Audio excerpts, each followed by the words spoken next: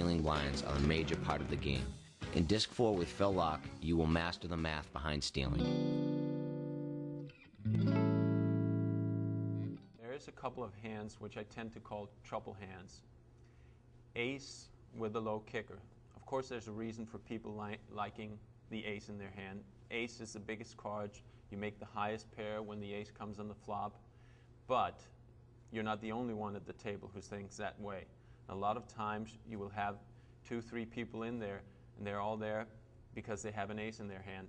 So if you're sitting there with an ace-4 and you're up against another guy with an ace-9, you're in a lot of trouble. Even if the ace comes on the board, you flop a pair of aces, you feel like, hey, this is a good hand. You might be up against somebody with a bigger ace. So it can create a lot of trouble, the ace with the weak kicker.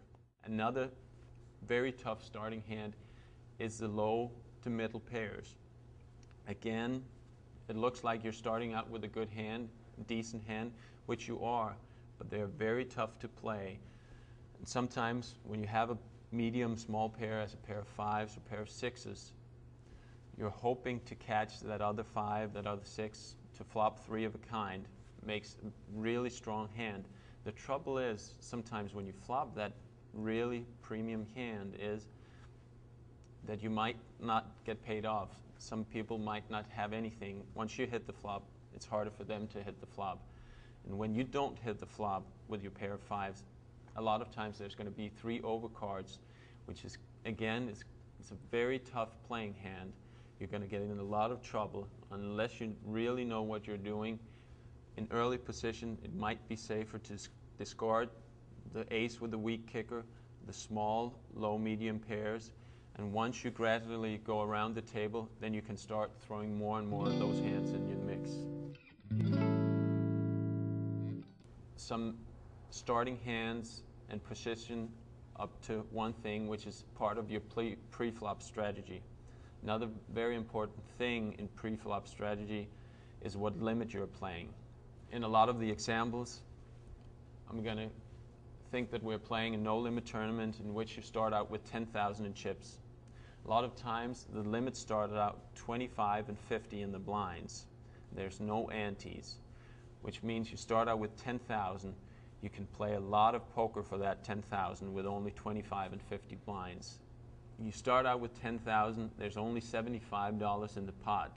So you have to consider what is your goal playing the different hands. Are you trying to just win the $75 that's in there, which will increase your stack to 10,075?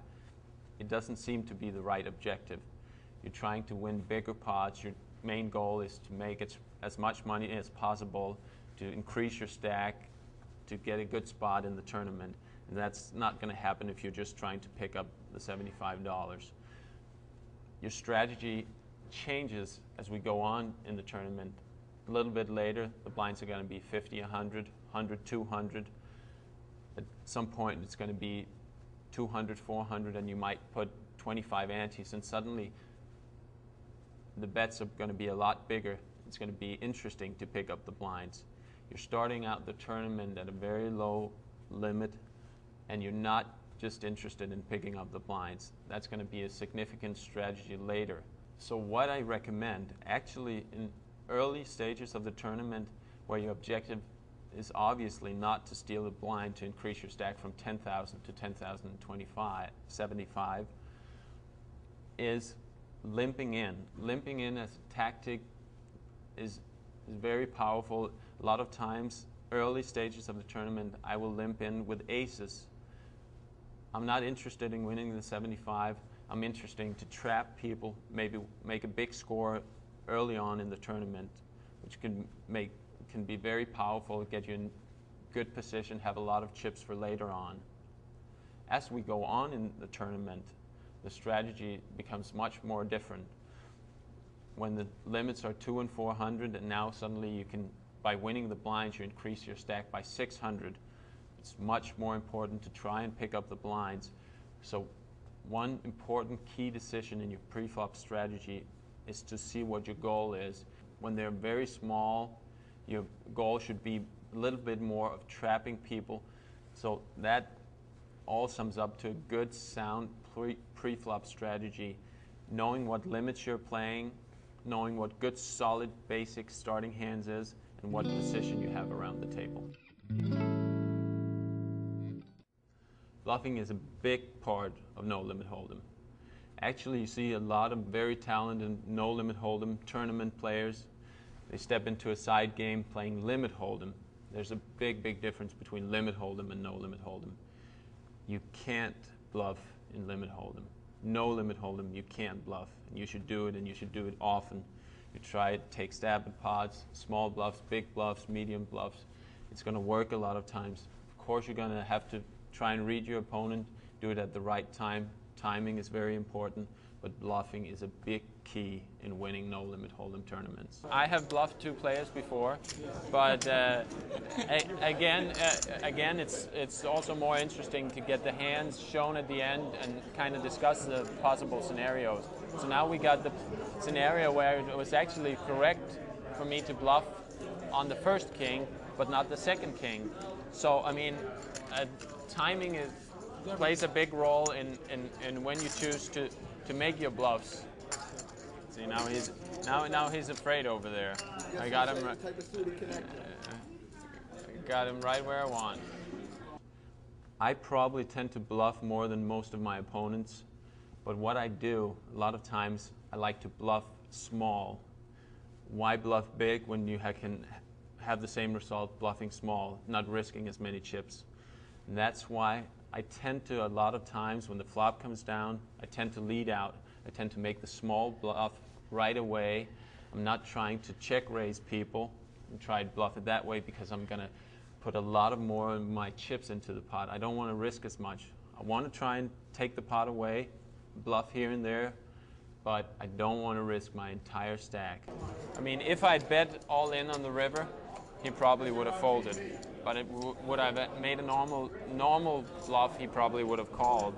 But then if I'm risking all my chips to win the pot out there, maybe he was trapping me. There's always the possibility of him trapping me with a big hand. So it can go back and forth, and that's the interesting thing about poker. I mean, if you choose the right time for the right reason, it's going to be very good. That's a very important factor. The fact that I'm bluffing small a lot of times will also keep my opponents off guard, and they don't really know what I have. They see me lead out at 10 pots in a row. 6 times I was bluffing, 4 times I wasn't, but they don't know which ones.